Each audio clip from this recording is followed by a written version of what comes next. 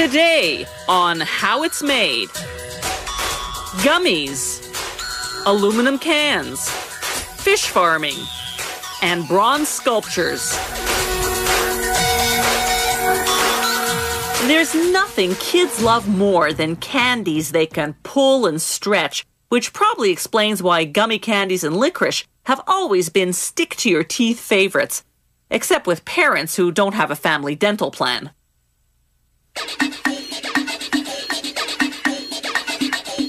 Everyone calls this red licorice, but there's actually no licorice root in it. The ingredients are wheat, sugar, and corn syrup with red food dye and both artificial and natural strawberry flavoring. They cook the mixture for 2 hours at 102 degrees Celsius. This slowly forms a thick paste. They cool it down, then put it through extruders. The extruders work like icing nozzles, shaping the paste into a design such as the twirls we see here. A water-lubricated knife slices the continuous strips into 18 and 21 centimeter lengths. The water also rinses off any licorice buildup on the blade.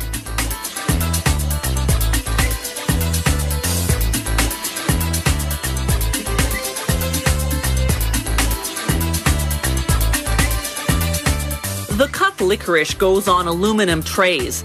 The stacks of trays then go into an oven to dry for 8 hours at 60 degrees Celsius. As the excess moisture evaporates, the licorice shrivels.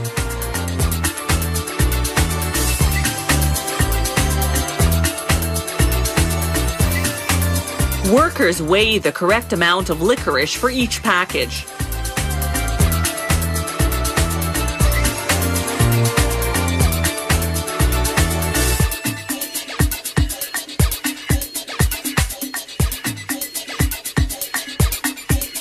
To make gummy candies, they use what are called printing boards, large sheets with raised shapes. To make gummy worms, for example, they mount the gummy worm board on a stamping machine. The machine then stamps the worm shapes onto trays of cornstarch. This creates a series of cornstarch molds for the gummy worms.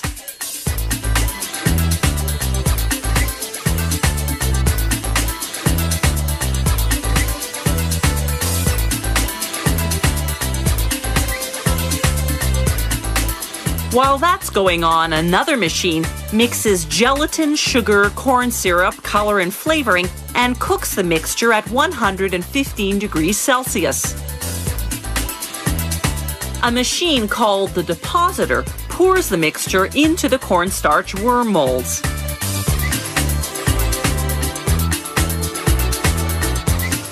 The molds then go into a refrigerated room. In 12 to 15 hours, the candies cool and solidify.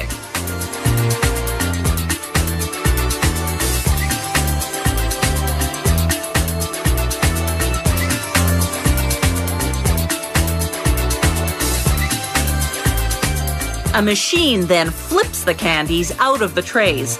The cornstarch molds disintegrate. As they fall downward, the machine sifts out the lumps, then recycles the used cornstarch into new cornstarch trays for the next batch.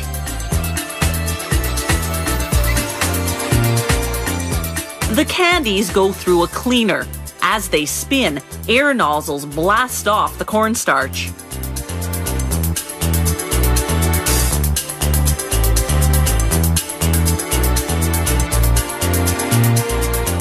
The next drum coats the candies with mineral oil to make them shiny.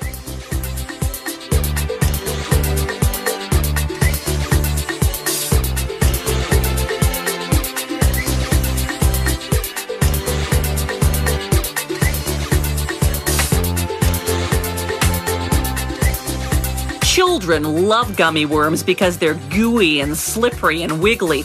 But it's not just kids who are hooked on them. Many fishermen actually use them for bait.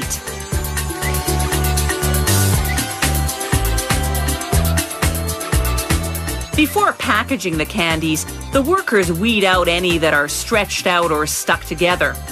Wonder if they get to eat the rejects.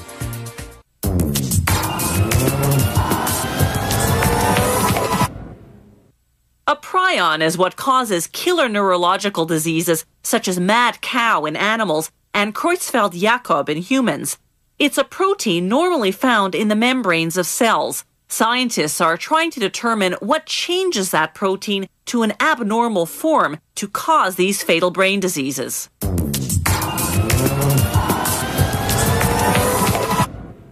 The next time you buy a canned soft drink, consider this. That aluminum can will always be recyclable.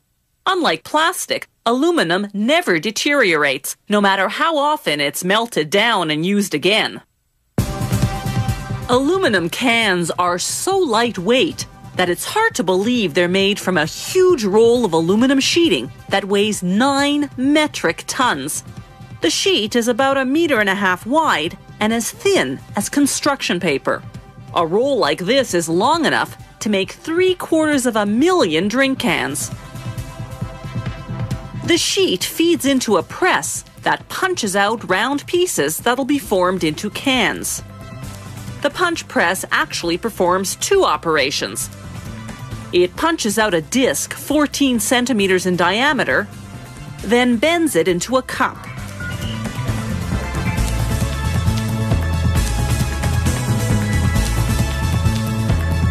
What's left of the sheet gets compacted and sent back to the aluminum factory where it's recycled into new rolls. The cup goes into a machine called the draw and iron body maker.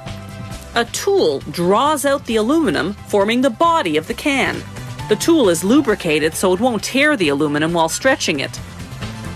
The lubricant also acts as a coolant because the aluminum heats up as it's being worked. Once the body is formed, a trimmer cleans and straightens the edge.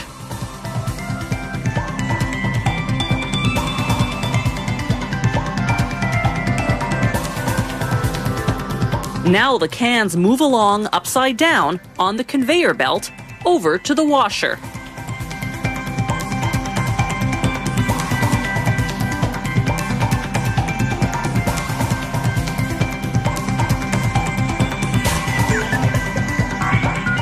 The washer performs a 6-stage cleaning. The first 2 washes are in hydrofluoric acid at 60 degrees Celsius. The last 4 washes are in deionized water, neutral water with no pH, also at 60 degrees. The cans come out of the washer and go under a hot air dryer. They're now shiny because the hydrofluoric acid wash removed a thin surface layer of aluminum. Next, a roller passes over the cans, coating the bottom rims with varnish. This varnish coating allows the cans to slide easily on conveyor belts and in vending machines. It shows up as a blue ring under ultraviolet light. The cans are now ready to be printed. This rotation printing system can apply up to 5 colors, one at a time. The machine then applies a layer of varnish to protect the ink.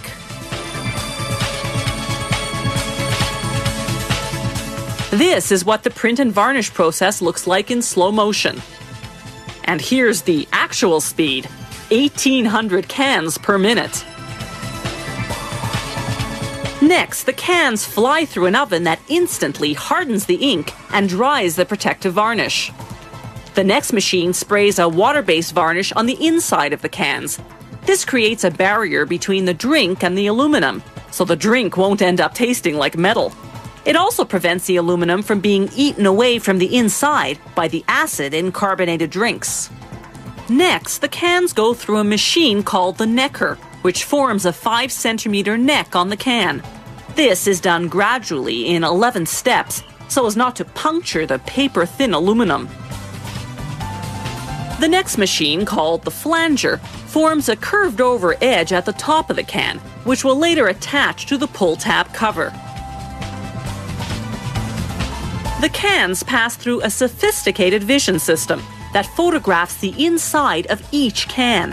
Any can that doesn't meet standards, that has a bump or ink inside, for example, is automatically canned from the production line. They strap the finished cans onto a pallet. From here, they're shipped to the drink company, which fills them, then attaches the pull tab cover.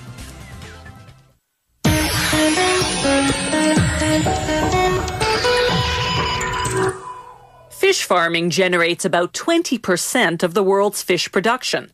Some fish farms are very high-tech, while others use more traditional methods. Fish farming began in 2000 BC. If these rainbow trout are going to have the energy to make baby trout, they'll have to be well fed. On today's menu, ground shrimp.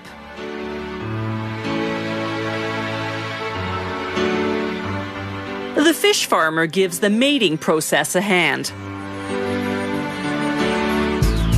He takes the female fish and presses on her belly to squeeze out her eggs.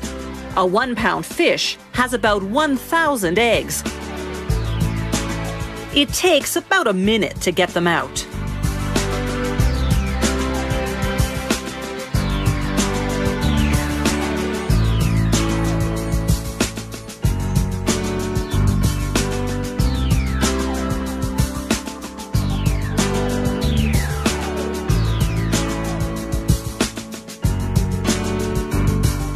Next, he takes the male fish and squeezes out his sperm. This also takes about a minute.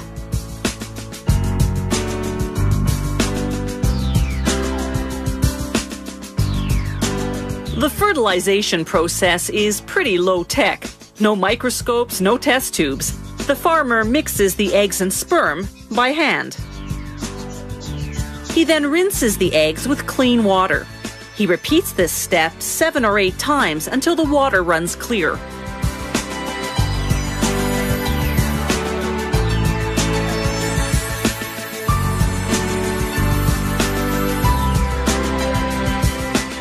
The eggs that stay at the surface are duds, so they are discarded. The farmer transfers the good eggs to bottles, then fills the bottles to the top with water. The eggs incubate for about a month. By the 25-day mark, if an egg is alive, 2 little black dots appear. Fish eyes.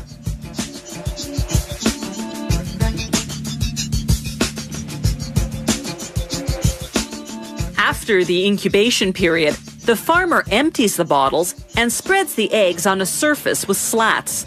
The eggs lie here underwater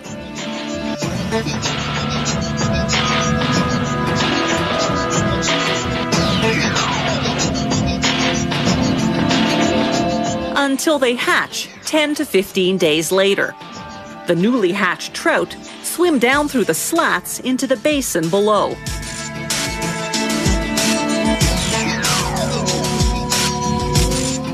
The baby trout feed off their placenta for the first 18 days.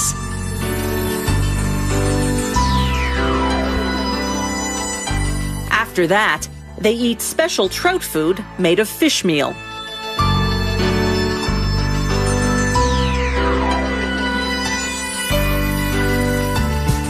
The trout grow to about 8 inches long by the age of 8 months. At that point, the smaller trout swimming around them start looking pretty appetizing. So the farmer has to classify the fish by size and move them into separate basins.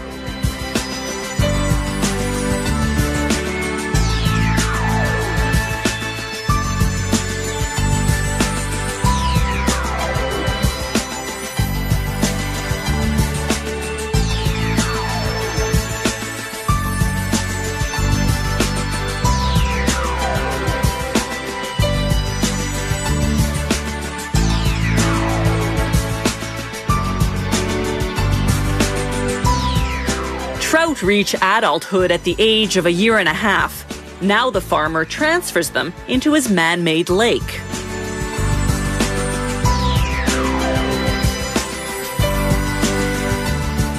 From here, the fish will go to market.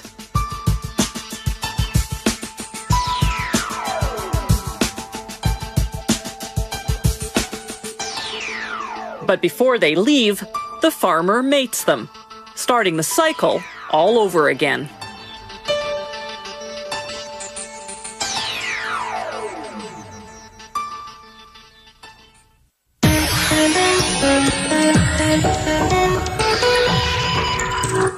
Bronze is the oldest metal alloy known to man, and it's ideal for casting works of art because when molten, it flows into even the tiniest crevices of a mold.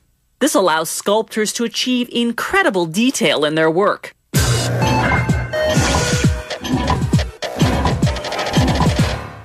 Man first discovered how to cast metal around 3500 BC, during the period known as the Bronze Age. Many civilizations honored their royalty and gods with bronze statues. When it comes to art, the late 19th century French sculptor Auguste Rodin was the master. They say his bronzes were more lifelike than the subjects themselves. Bronze is also a popular medium for modern art.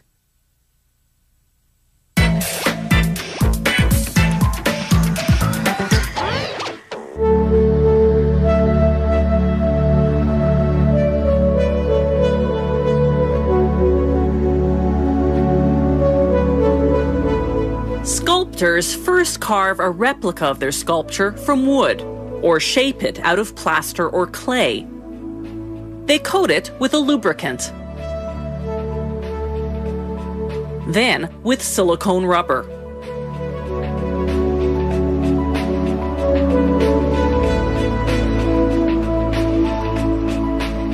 When the rubber hardens about 6 hours later, the lubricated replica slips out easily, leaving a detailed rubber mold. Next, they pour hot wax into the mold.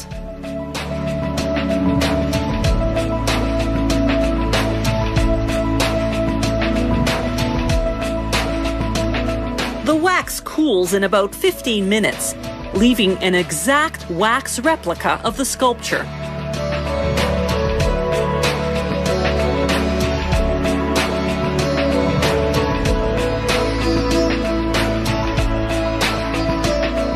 Next, they attach what's called a sprue, a wax channel that will funnel the molten bronze into the mold.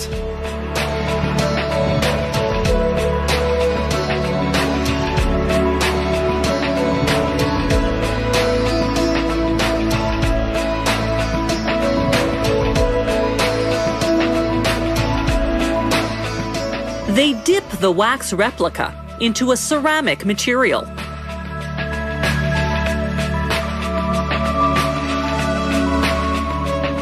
Then coat it with powdered silica, a common mineral, to strengthen the ceramic. Next stop, an autoclave. In about 10 minutes under the machine's hot steam pressure, the wax inside the ceramic shell melts away, leaving a hardened and hollow ceramic mold.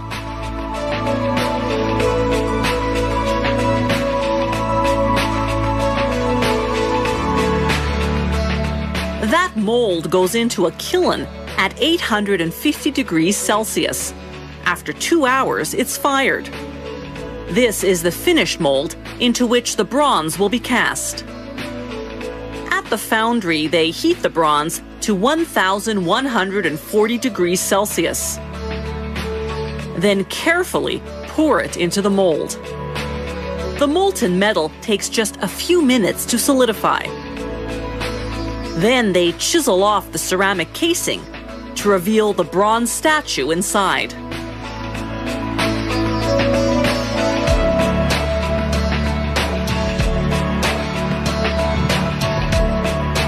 They sandblast the statue to remove the ceramic residue.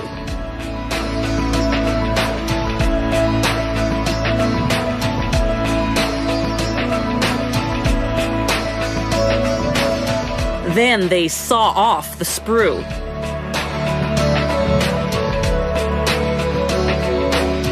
They weld shut any holes or other imperfections. Then polish the statue using various abrasive heads. They heat the statue, then spray on an acid coating. This coating, called patina, gives the bronze its shimmer and richness of color.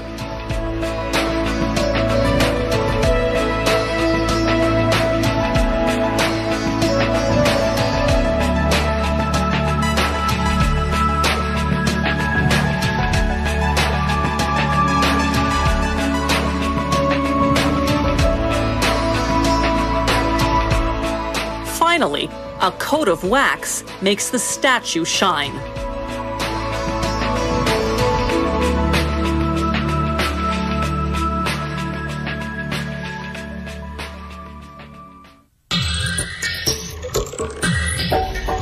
If you have any comments about the show, or if you'd like to suggest